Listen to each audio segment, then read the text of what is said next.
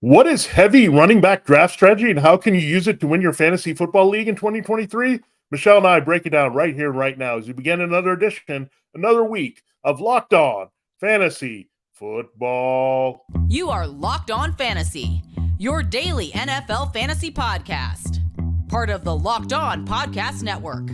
Your team every day.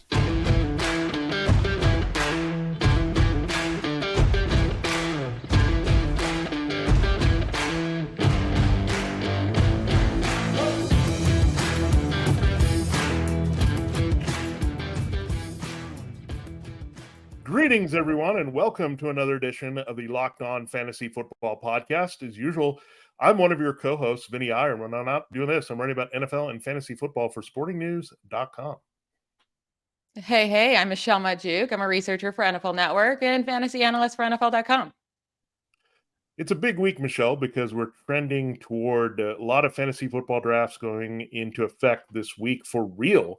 So we'll transition from mock to actually having a team. For a lot of you, we have a mock draft holiday coming up next Sunday. So we're going to do an all mock draft week here leading up to that. So we're going to look at different types of mock drafts, the way that we might approach it and have one strategy over the other. We will go first today looking at heavy running back strategy. This is a bit old school, looking to stack a team here with the traditional position and load up the backfield and see where that takes us here in 2023 leagues, where we only start two wide receivers. We're looking at half-point PPR, 12 team for what we're doing here. So a lot of good stuff that we'll break down throughout the week to help you dominate your drafts, whether they're coming up next weekend or right before the season. Before we do that, I got to tell you, thanks for making Locked On Fantasy Football your first listen every day. Every day there's a big mock draft week, so thanks for joining us. Welcome to Locked On Fantasy Football, your destination to become the smartest fantasy football player in the league. We're part of Locked On Network, your team every day. This podcast is brought to you by BetterHelp. If you're thinking about starting therapy, give BetterHelp a try. Visit betterhelp.com/lockedon today. Get 10% off your first month. All right, Michelle, I'll hand it over to you here to kind of set it up for the folks here and how we're going to do this draft. And we're going to actually be drafting here live. So explain that and tell folks what you're looking forward to doing and learning most here. Yeah, so each day this week, we want to try different strategies out just to see how our teams look. Like this is the time to practice. You have no idea how your actual draft is going to go. So practice it up, see what kind of strategies you like. So today, we're only allowed to take running backs in the first 3 rounds, both of us. So no matter if a really good wide receiver falls to us, we're still going to stick with a running back in each of the top 3 rounds. We would not advise you do that in your regular draft, but we want to see what it looks like if we stack up these running backs early. And then from there, we can build out our team however we would like. Do we want to focus on wide receivers from there? Maybe still grab a tight end or a quarterback early and really, wait on our wide receivers. You and I can decide what way we want to go there, but it'll be fun to see how this all turns out, what our wide receivers look like when we are not taking one here in the first 3 rounds. Yeah, we'll start with the first 3 rounds, and we're again doing half-point PPR, 12-team league. We'll have 12 rounds. We'll do rounds 1 through 3, then go 4 through 8, then close with 9 through 12. Michelle is picking from the 3rd spot, as we've selected that here before the show, and I'm going to be picking at 1.8 and going from there. So let's go ahead and mock here, and we'll tell you how it's going here. And let's go ahead and start. You ready, Michelle? Be on the clock? I'm ready. All right. Let's go. I'm a little nervous about so I think the 1-3 spot is perfection for me because a lot of people this year want to go wide receivers early because running backs have been, kind of hurting us. So I really like that 103 spot because guess what? CMC is still there for me because Jamar Chase and Justin Jefferson went at the 101 and the 102. When I'm this early in the first round, even if we're not doing, this type of draft where I'm saying I have to draft a running back early, I want to still. Like I want CMC or Bijan Robinson here with my first pick because those type of workhorse backs you can't find later on, like guys that are going to get it done on the ground and through the air and have scoring opportunities. And I've been talking up Bijan this entire offseason. I'm not going to, fake it now. I'm going with Bijan Robinson over CMC. Might find me crazy for that. After my pick, though, it goes team 4. let's see who they select. It's frozen. Are you able to keep it going? Yes, I've got it. I can tell you. Okay, it's Chris Okay. McCaffrey at Team 4. I'm actually on the clock already. This is a sleeper going real fast for us here. Team 5 got Tyreek Hill. We have Travis Kelsey going at his ranking spot at 6. I was hoping for Austin Eckler to drop, but now I've got to make a decision at 8. Eckler went to team number 7. So, yeah, now this is a tough decision here, but I think I'm locking into one guy that I've had in the rankings pretty high, and the guy that I think is going to carry load in his offense, and the offense is going to be improved overall. So this is the decision, right? I have to look at Saquon Barkley, Nick Chubb. We know it's hard to invest in Jonathan Taylor or Josh Jacobs with all the uncertainty. So I could look at Tony Pollard. I could look at Derrick Henry as well. But I'm going to go lock in with Nick Chubb and see what happens. So we'll start here. This is a tough spot, right? I mean, you could go deeper for wide receiver, but I think mostly when you're looking at 8 through 10, you're probably going running back at this stage, especially if Chase, Jefferson, and Hill are gone, and as well as Kelsey. So I'm going Nick Chubb here, Michelle, at 1 and 8. I think that's a solid pick. I don't know what it is about Nick Chubb. He just always doesn't seem to do enough for me to love to have him, but he's a super safe pick. And if Deshaun Watson and this whole offense can open up and they have more scoring opportunities, he'll be a steal this year. I mean, he was on fire to start the season last year. So if he continues to do that, it'll be a solid pick. All right, interesting picks after me. We have Cooper Kupp and Stephon Diggs, so we knew the wide receivers could be in play there. Then Saquon Barkley, Derrick Henry. I don't have to make that decision here. Closing out round 1, then the turn came back with looking at A.J. Brown and then Amon-Ra St. Brown. They sandwiched Patrick Mahomes went to team 11 and CeeDee Lamb goes to team 10. So this worked out well because I was debating between Nick Chubb and Tony Pollard. Well, I'll just take Tony Pollard right here. I'm going to, for now, till I have some clarity over the Jonathan Taylor, Josh Jacobs situation. It's something I'm going to avoid. Hopefully, I won't have to make that decision. But with Pollard still on the board, I do not. So I'm very happy with that start, Michelle, Chubb and Pollard. Yeah, I was really hoping he landed to me because if I started a draft with Bijan Robinson and Tony Pollard, I would just tell everyone they can pack it up because there's no shot for them. But it does seem like Tony Pollard is regularly going at the early second round now, and he's not. Prior this offseason, he was easily making it back to you in the late second round, and you were able to have, you're going to get one of those really good running backs late in the second round. You can't do that anymore. Every draft I've been in for mocks, he's going earlier and earlier and earlier. I know we're both high on Tony Pollard, and you're obviously taking him here. Let's say you were at the turn though, because would you reach for Tony Pollard that high? I would think about it. Yeah. If I was at the turn and I know I could get a wide receiver in my back pocket, I would do that probably in this running back strategy. I still probably would execute that. I mean, it's a little bit harder. I wouldn't be as happy because I would probably lose out on Chubb and Barkley there. And I'd have to make a decision between Henry and Taylor and Jacobs if we were going in this direction. So, yeah, I like this combination, Chubb and Pollard, two guys that are going to eat a chunk of their offensive touches. So I like those type of backs early. That's my goal. I don't want to end up getting with someone I'm not certain about in their role in their offense. So after I took Pollard, team 7, I went with Jalen Waddle. We had Josh Jacobs go off the board for team 6. So Michelle won't have to make that call. Devontae Adams, their team 5. And then Mark Andrews going so early. It's probably not going to happen in a lot of drafts, but again, you got to be prepared for anything. So, Michelle, what are you going to do here to follow Bijan Robinson at 2-3 here? I'm picking Najee Harris.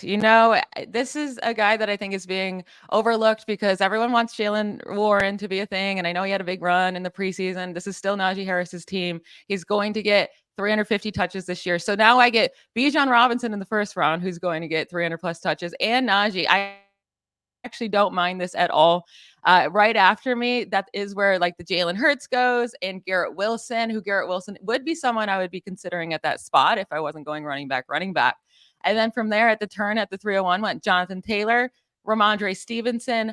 I'm back up, and I have to go with another running back. There's still some decent ones on the board. You have Travis Etienne, Breece Hall, Jahmyr Gibbs, Joe Mixon. I already have safe running backs here with my touches. So I think I'm going to go with the upside and take Jahmyr Gibbs, a guy that has a chance to really break out in his rookie season with how many receptions he should be getting. So I'm going to take Jahmyr Gibbs and go for that upside since I think I have safety with my first two spots. Yeah, that's interesting, Michelle, because I was looking at Jahmyr Gibbs in this part of strategy as well. Like if I had the first two, and then I'd feel more aggressive with Gibbs, right? Because then you don't have to worry about the role. He's your RB3 that you're putting in the flex spot. I mean, if you get Jahmyr Gibbs in the flex, you're feeling really good about that. So I think that's what you're Yeah. considering here, is that you're replacing that flex that would have been a wide receiver with a running back that is going to touch the ball a lot. So I do like that aspect of this strategy for drafting. So really good pick there, because of course I had Gibbs really high on my board here. So the fact that he's still there, it's a great for you. So this is working on our favor so far, because everyone is kind of all over the board with their picks. And you got to be prepared for anything here. So this is a tough one for me. I don't love what's left here, but I think I have to go with the pick that I feel the most comfortable with, and I can do that because I feel I have a little bit of upside with my first two picks. So I'm going to go ahead and take Joe Mixon with this pick. All right, so we both have our three running backs that we're starting our team with. This is our foundation, and from here we have to figure out how to build the rest of the team while starting this running back heavy. So again, my three running backs are Bijan Robinson, Najee Harris, and Jahmyr Gibbs, while Vinny's three running backs are Nick Chubb, Tony Pollard, and Joe Mixon. I'm going to say I like my three running backs more than yours. I think I'm winning so far. Yeah, because you got Gibbs. That's not fair. I wanted Gibbs to last to me, but yeah, I do like Chubb and I wanted Pollard. Tony Pollard. So it all You stole works my out. guy, I So steal your guy.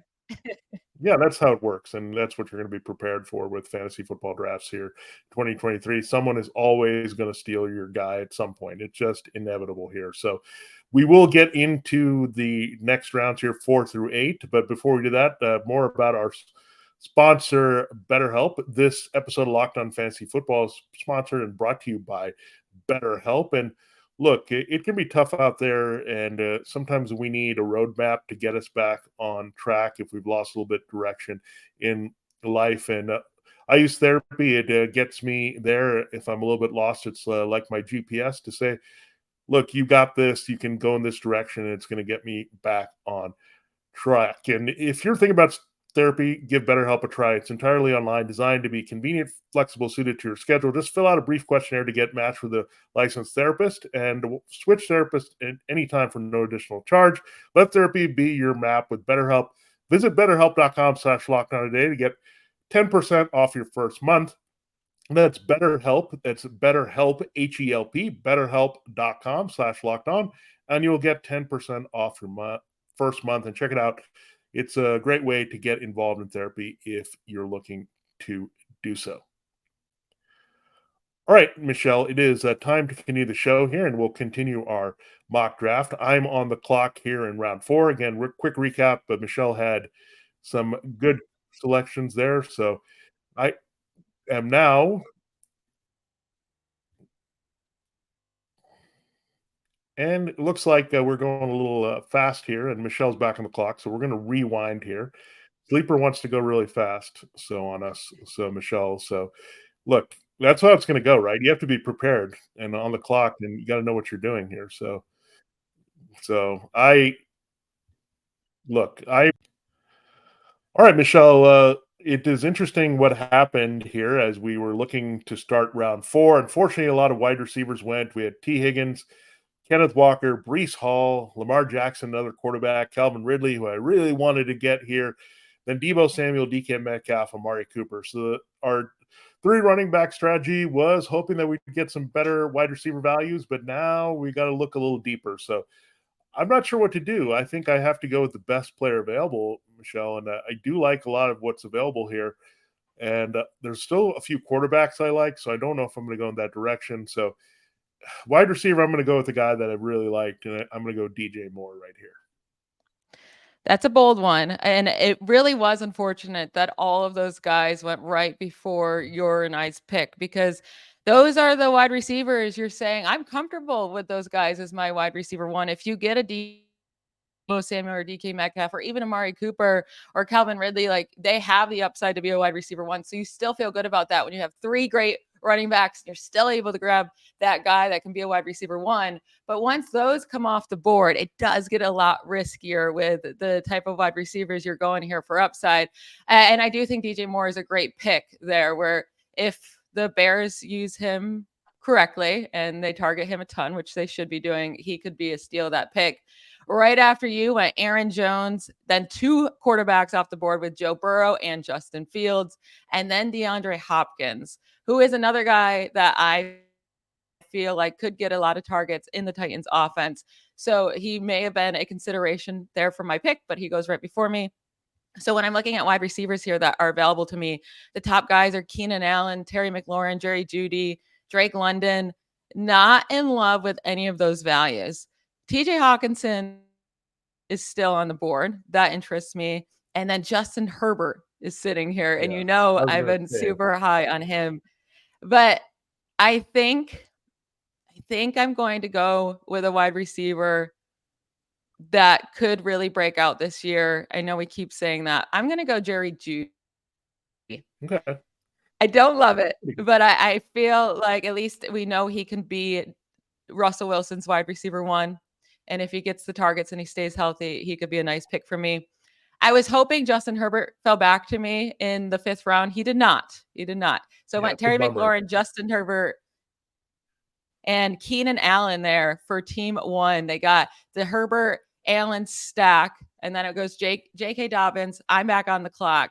And I think at this point, TJ Hawkinson is just falling far too low on the board. Like, he's such a good value here in the 5th round. I'm going to take TJ Hawkinson, grab myself a tight end I can plug in every single week and not stress about it. This is a great value, I feel like, in the 5th round. Yeah, that is really good. I mean, I think you're clearly headed toward taking Hawkinson or Herbert, and you wanted to have your pick there of your wide receiver first, and you were going to take whoever fell there. So that's a good strategy to employ too, is right. Just think about what you need, what the other teams might do, and then be prepared to pivot. And you did that pretty well there with Hawkinson. So good job there to address wide receiver and tight end. Now I'm back on the clock. I have DJ Moore as my wide receiver one. In between Hawkinson and my pick, Dameon Pierce go, Drake London, then Cam Akers. I'm okay with the 2 running backs going, and George Kittle. I was thinking about tight end, but now I think I'm probably off tight end in this particular round. So I think I'm just going to go for – I already have some good – running back depth, we know, by taking 3. Wide receiver, I'm not that crazy about what's left. So I'm going to take a shot here at one of my bang the table quarterbacks. It is Trevor Lawrence here in this round. I knew you were going to take him. I knew it. I do think taking Trevor Lawrence in the 5th round is quite a reach.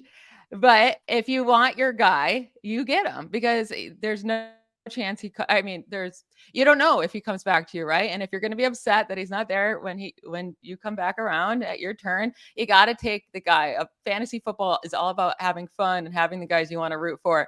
I personally think that's a huge reach for Trevor Lawrence, but I appreciate you sticking to your guns and taking the guy you've been hyping up all season long.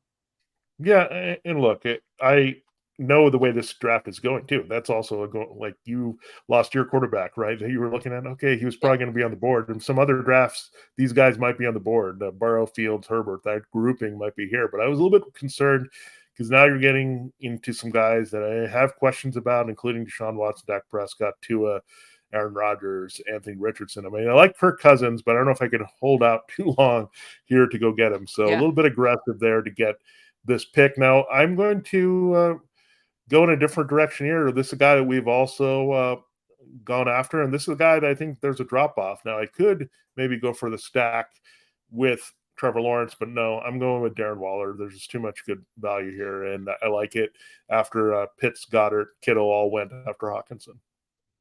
Yeah, I'm very jealous of that Darren Waller pick. As soon as I saw he was there, I kind of regretted my TJ Hawkinson pick, because I should have tried to go wide receiver and then try to land Darren Waller in this round. You would have sniped him from me. But I do love getting Darren Waller in the 6th round. I think he very easily could be a top 3 tight end this year, as long as he stays healthy. It seems like he's Daniel Jones's favorite target. And I do expect the Giants offense to still they're not going to be the best in the league, but I think they can be top 12 this year under Brian Dable, with Daniel Jones just getting his contract extension. I love that Darren Waller pick, and I'm super, super jealous. And then, man, I'm getting sniped left and right here. Right after you use Brandon Ayuk, I'm fine with that. But then it goes Mike Williams, one of my favorite players. I would have definitely drafted him here. Then Alexander Madison. I know I already have 3 running backs, but it always hurts to see him on any other team but mine. And then Christian Kirk. So these wide receivers really are flying off the board. The top guy here available is Tyler Lockett. I don't hate that, but he's so inconsistent. And for a guy I'm going to have to depend on every week, because he has to be in my, if I'm taking him here, I'm going to depend on him as my wide receiver too. I don't feel great about that. Marquise Brown should get a lot of targets. There's Deontay Johnson, though, and he interests me a ton. I think I'm going to go Deontay Johnson. I know he's going to get 140 plus targets. There's no way he scores 0 touchdowns again. If he scores 7, 8 touchdowns, he will be an absolute steal there in the 6th round. Right after me went Marquise Brown, Dalvin Cook, and Tyler Lockett at the turn. Isaiah Pacheco right in front of me. And now I'm back. And I'm going to do it. I'm taking Jahan Dotson. I think this year he has a true shot at being the wide receiver 1 for the Commanders. He could break out as a top 15 wide receiver, and I want him on my team. So in the 7th round, that's where I feel very comfortable taking him. And I'm loving my team at this point. Bijan Robinson, Najee Harris, Jahmyr Gibbs, Jerry Jeudy, TJ Hawkinson, Deontay Johnson, and Jahan Dotson. That's a beautiful makeup so far. Yeah, and you're waiting on quarterback, and that makes sense. If you couldn't get your guy and I jumped on one and then somebody else got quarterbacks, you're just going to wait a little bit. And that's how you can play this game within the game with your mock draft or real draft. And after you, Jordan Addison went. So we're looking for some upside here. Javonte Williams, another upside player. Mike Evans, not thrilled about their going. I think there's some other upside receivers that they could have looked at there with the 6th team. And then you look at Deshaun Watson, so another quarterback off the board. So you got to be comfortable waiting at quarterback. But if you're loaded elsewhere, like Michelle's team, then you're in a good spot. Now, I could go anywhere here. I'm a little, of course, thin on wide receiver. I only have DJ Moore because I opted for quarterback tight end here. So I got to see if there's anyone I like with upside here at wide receiver, or should I go and add some more depth to this backfield? So it's hard because there's actually some better values in the backfield that I wish I could track right now, but I'm going to go a little bit safer. I need someone that's going to be involved here quite a bit. So I'm going a little bit for a guy that we like. I'm going Brandon Cooks here. Nice. Love that pick. That's definitely a guy that, we talked about this. He feels like the boring pick because he's older, even though he's only 29 years old, and he's a wide receiver too on his own team. And it just doesn't feel fun, right? But I think you're going to get a lot of value out of that. It may come inconsistently, but you're going to get a lot of big weeks where Dak and Brandon Cooks connect on those deep touchdowns. And I think at this late in the draft, he's a really good value. Yeah, and there was an expectation. There was a report from The Athletic that everyone expects him to be the guy that's second to CeeDee Lamb in catches, targets, touchdowns, yards, all the good stuff that you're looking for. And Michael Gallup's kind of faded here in the view of this offensive coaching staff. So Brandon Cooks has had a great camp. I mean, that's why you want to pay attention to preseason camp, all the buzz coming out. And there's some reports that you got to take more carefully, but with Brandon Cooks, you got to feel good about that because he's just a professional who's got a history of producing on a lot of teams. Now, we will look there at our next few rounds here. We're looking at the breakdown, and we've done now rounds 3 through 7. We've got pretty deep here, so we'll close looking at 8 through 12 and looking at where we're going to round out our half part of our roster here as we do a half point PPR heavy RB draft. I do have to tell you that this episode of Locked On Fantasy Football is also brought to you by FanDuel. And with FanDuel, it's a great time to get into it because football season, we know, is about to kick off. Week 2 of the preseason is done. Only one more week left, and then we'll have the regular season here in just about 2 weeks. Football season is the right season to get to FanDuel because FanDuel is giving you the chance to win all season long, because right now when you bet on Super Bowl winner, you can get bonus bets every time they win in the regular season. Just pick any team to win the Super Bowl and you'll get bonus bets for every victory.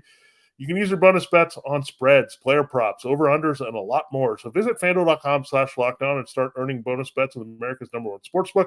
That's FanDuel.com/locked on and check it out. This is a great time to get in. Again, I'm excited for the FanDuel action to return all around here for the 2023 NFL season. All right, Michelle, it is time to close this mock draft. So let's get back on the clock here as we get into round 8. We'll see what happens here before my turn. All right, I'm back on the clock after Brandon Cooks. David Montgomery went. George Pickens, he was a consideration for me and maybe at this spot as well. Then Rachaad White, didn't need him with the 3 running backs. Michael Pittman, not crazy about. Evan Ingram, not crazy about. Michael Thomas, not crazy about. Pat Freiermuth, okay. I'm not as warm as I used to be, and I think Michelle is off him as well. Dak Prescott maybe would have been a target for Michelle at quarterback, so he goes one pick ahead of me. So I could decide if I want to go for my 3rd receiver here. I'm only starting 2 in this league, so I could just look for someone else and go in that direction and build some depth.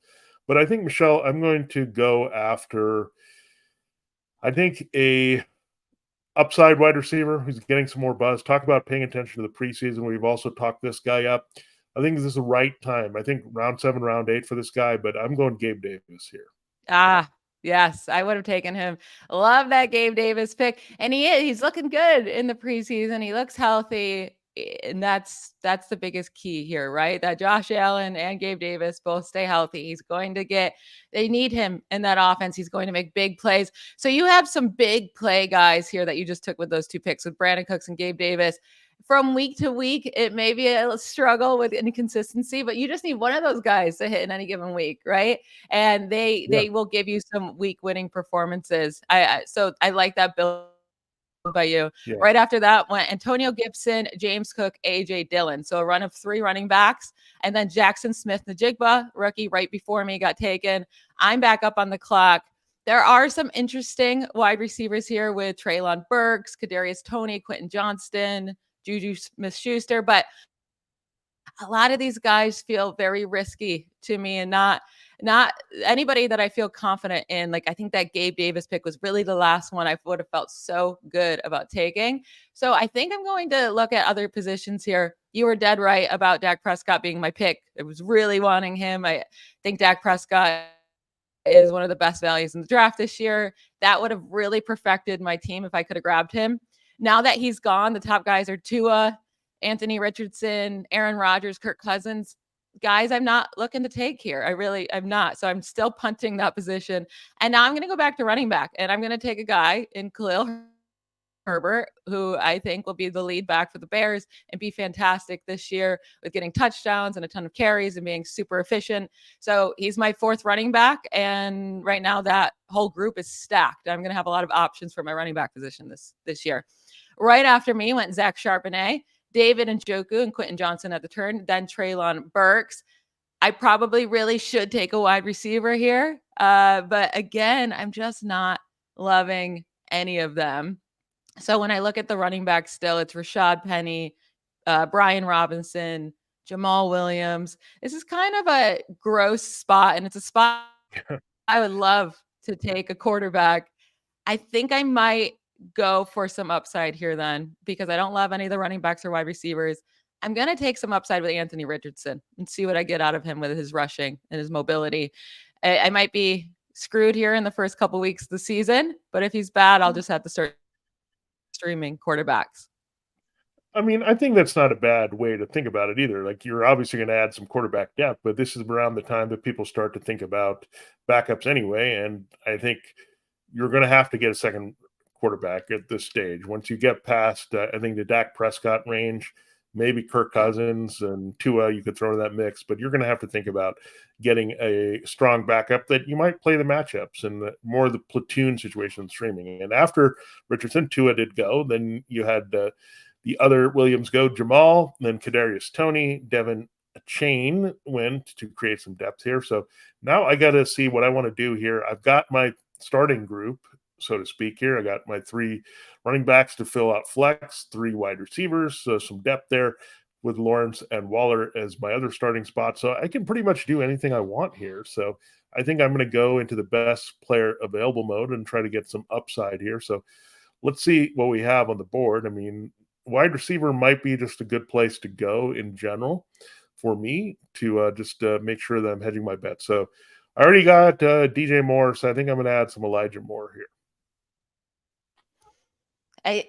I'm getting less and less hot on Elijah Moore as we get closer to the season.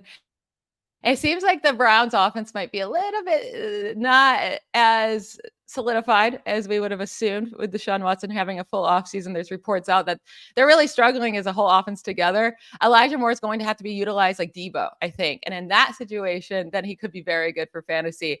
I think Elijah Moore has just hurt me so many times now. I'm having a hard time getting on board. But I do agree with you that he's very talented. So he has it in him. I just don't know if it's ever going to actually show in the NFL. Yeah. This is just a little bit of a depth and adding some guys. I mean, this is the luxury you have in starting a 2 receiver league, right? So now I don't know if Elijah Moore will ever make starts for me. He may not, but I have him on the bench and for bye weeks or injuries or anything. So I'm just looking for some upside on the bench here as much as possible. So we'll see how it plays out. But that's why I kind of like having a 3 wide receiver starting league, because why is a guy just sitting there and not being used that could have some value and talent on another team? So that's just a personal preference for me. But look, I might need to start addressing running back again here. After me, we had a few interesting picks. Rashad Penny, I was thinking about him. Aaron Rodgers, Zay Flowers, Cortland Sutton back on the turn. We had Brian Robinson finally go, Samaje Perine, Kirk Cousins, Juju Smith-Schuster, and now I'm on the clock. But this is the beauty, is I don't have to force running back because I do have 3, and I have some wide receiver options, so I don't have to go in that direction. So I think I'm actually going to look at maybe the quarterbacks and maybe add someone with a little bit of juice here that I'm going to have. And it's odd that sometimes I do this, but I'm going to do it here because he's a good value. I'm going after a player and it's Jordan Love, just for some depth. Very interesting. That's not who I thought you were going towards. I thought maybe you were going to take the guy I'm looking to grab in a little bit here. Jordan Love, we have no idea, right? He's a complete question mark. So if you want to give him a shot late in drafts and just see, maybe he's a breakout player. You have no idea. In my mind, he'll be on waivers real fast, right? You're going to be dropping him in a couple weeks, but maybe I'm dead wrong and he ends up being good for fantasy. Right after your pick went Alan Lazard, Rashad Bateman, rookie tight end Dalton Kincaid, Damian Harris. I'm back up. I don't think I'm going to grab my second quarterback just yet. And again, the only reason I'm looking to even take a second quarterback is because I waited till the 9th round to take quarterback. I landed Anthony Richardson. He's such a question mark and scary that I feel the need to have 2 quarterbacks on my roster entering week 1. But if I spent up on Justin Herbert, I wouldn't even be looking at a second quarterback at this point. I don't love any of the wide receivers here, besides maybe if I reached on Tank Dell, but I think that's too early here in the 10th round. I don't want to get too crazy on rookie hype. So I'm going to scroll down here a little bit. And this is something that you're going to want to keep an eye on, right? The ADP on your app may not always be perfection. And guys who haven't been going this offseason due to, not getting the hype are probably lower down because people haven't been selecting them. But I'm going to go Kenneth Gainwell, a player that I think will keep climbing up here on boards before we get into next week with all the hype that he's the Eagles starting running back and the guy that's going to get the first and second down work, plus the goal line work and short yardage work. So it seems like a reach here because he's so far down the list, but I think in your normal drafts, he will be going now in the 10th, 11th, 12th round. Yeah, that's a good call. Now you can kind of go off the board. This is what I do. I stop looking at the rankings and I just look for guys that are still available that I like, and I'll go rogue, and it tends to work out pretty well. So interesting now, Michelle, you're back on the clock with Cole Kmet, Odell Beckham Jr., the Eagles D, and the kicker. We're not going to go anywhere near those positions here in our drafts. So that's the advantage sometimes in those leagues is some people will jump on these positions earlier. So now you have another shot to get some depth here, Michelle, at this pick in the 11th round. Yeah, and I think I'm going to go with Sky Moore. He offers me upside at the wide receiver position. If he does end up being Patrick Mahomes, wide receiver 1, it could be a great pick for me here. These type of players where you're taking with one of your last picks for your skill position players, they're guys that you just want to shoot for the moon for. A guy that's in a situation that could really, truly break out. And if they don't, then you can drop them and you're going you have to drop people anyways and start using the waiver wire. So I like to go for huge upside there, and that's why I'm going. There's a lot of different options. It could have been Jalen Hyatt, Sky Moore, my dude Tank Dell, but I'm gonna go with the guy that gets the best quarterback passing him the ball. Now, Michelle, that's a really interesting way to look at it. And I really appreciate that because, look, upside is the biggest thing that is going to get you in these last rounds that are really going to help your team versus just settling for a guy that's not going to be all that interesting. So after you, a couple more defenses went 49ers, Bills, a couple more kickers. This is what's going to happen in a lot of leagues where people just said, oh, I got to fill out all my starting spots. Don't do that. Don't fall in line with that. Do other things and zag where everyone else zigs. And I'm going to do that too. This is something I do if I know there's a clear handcuff. I feel like I've invested so much in Nick Chubb. If I don't invest in Jerome Ford, I feel like I'm silly. So look, I can't necessarily protect Joe Mixon and Tony Pollard. We don't have clear-cut backup situations, but I know if Jerome Ford's out there, so I'm going to take him. All right. Yeah, so we've talked about this before, right? How we differ in kind of that strategy there with handcuffing your own player. I like to grab handcuffs from other players because if there's an injury, maybe you can still a starting running back instead of only being able to use your player if you're, a guy that you spent a top 2 first round pick on, gets injured, you're kind of screwed anyways, right? But maybe Jerome Ford, can get those type of carries that Kareem Hunt had, and you can actually utilize him before anything may happen to Nick Chubb. And I also look at it this way, right? I have some built-in depth there with Pollard and Mixon, so that gives me the luxury to go after the handcuff. Actually, it does because now I look, okay, I have some pivots there if Chubb is out for short term. Now, but I look at this offense, great offensive line. We've seen Dearness Johnson come through when Chubb has been out. We've seen Kareem Hunt come through. Jerome Ford is a clear number 2, and I want those points. I don't want someone else to get those points. I invested in Nick Chubb. I want the Chubb fallout points here, if that makes any sense. So I'm going to do that. Now I'm back on the clock here. Now I might go back looking at wide receivers. I'm not looking too much at other spots. Now I'm not that excited about what's left at wide receiver, but I'm going to do something that Michelle kind of did a couple of rounds ago. And I'm going to go with upside. I'm going to go with Rashee Rice and see what I'm going to get from him. Another big potential player with Patrick Mahomes.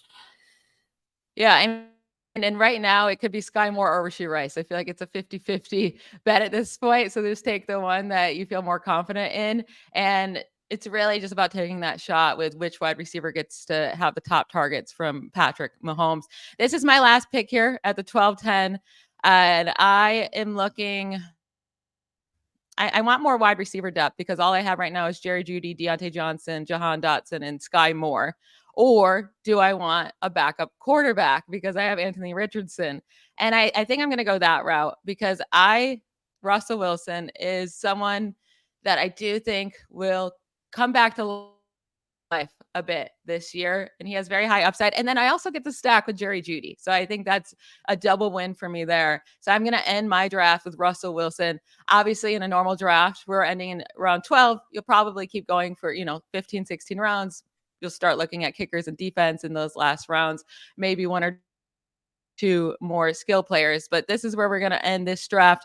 My team now, I started with running backs Bijan Robinson, Najee Harris, Jahmyr Gibbs. And then to round out my running back room, later on, I took Khalil Herbert and Kenneth Gainwell. My wide receivers are Jerry Jeudy, Deontay Johnson, Jahan Dotson, and Sky Moore. My tight end is TJ Hawkinson. And then since I waited to take Anthony Richardson, I also took Russell Wilson. So those are my 2 quarterbacks on my roster. Vinny, run through your team. Well done. I really like your team. I think and this shows, hey, running back depth is still possible to dominate in that sense. And let me look at my team here. I started out early with Nick Chubb. We know Tony Pollard. I was fortunate to get him. Then I had to go with the third running back, Joe Mixon. So he's my start in the flex.